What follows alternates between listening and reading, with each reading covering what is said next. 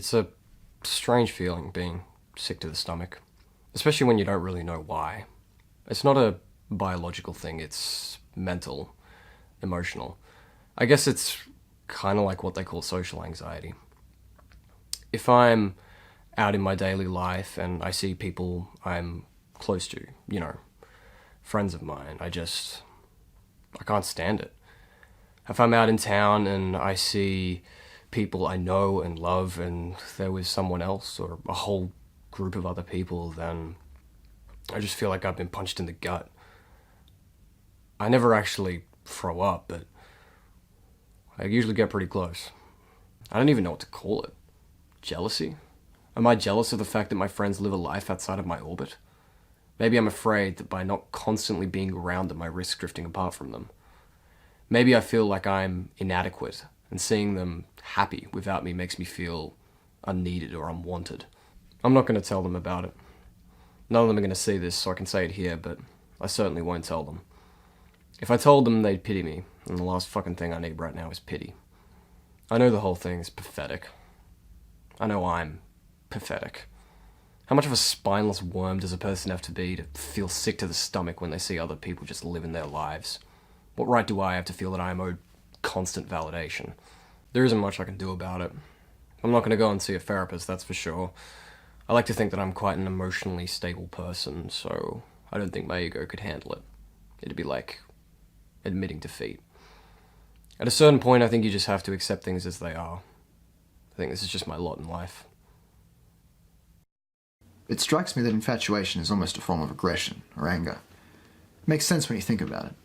There's this intense passion in both of the emotions that spikes and then fades. When I was going out with my ex-boyfriend, there was a period of 6 months where everything felt good. Or more than good, it felt right.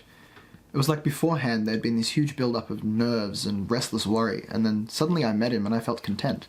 I felt appreciated. And I think he did too. On our 6-month anniversary, we had a bit too much to drink and had an argument. That night I had a dream.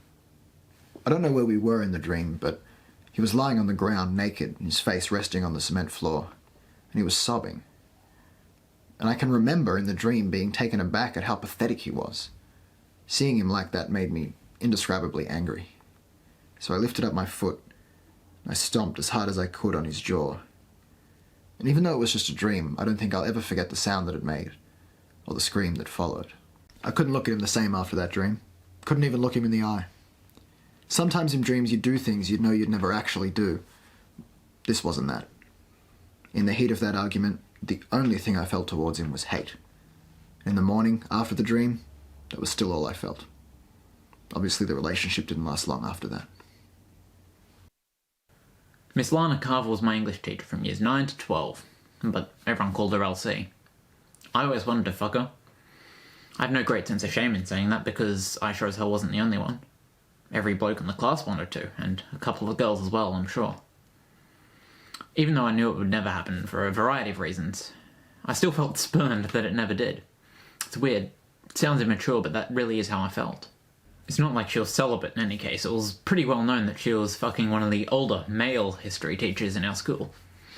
They made a good show of keeping it under wraps, but everyone could tell just from watching how they interacted in public. A friend of mine made a discovery during a detention shortly before graduation. LC's laptop was not password protected, and on it there were photos of her in intimate positions with the history teacher. He got out his USB and copied the photos over to his laptop while she was out of the room. She was none the wiser. Once we'd graduated, my friend still had the photos and I still had a bone to pick. We weren't interested in blackmail, didn't give a fuck about money, but we thought it'd be funny to release them anyway. We decided to print off 100 copies of the best photo and leave it in letterboxes across the community. My contribution to the project was the most vindictive part. It was all well and good having the photos, but what was the payoff?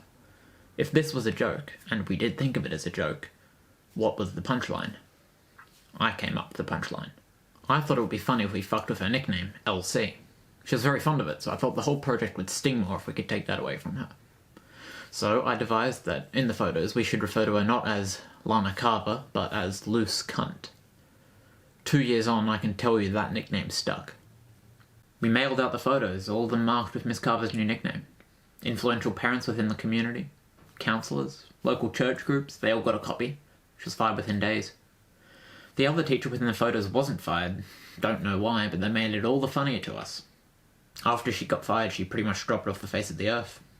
I know her house got broken into and she moved after that, but since then, nobody's heard from her.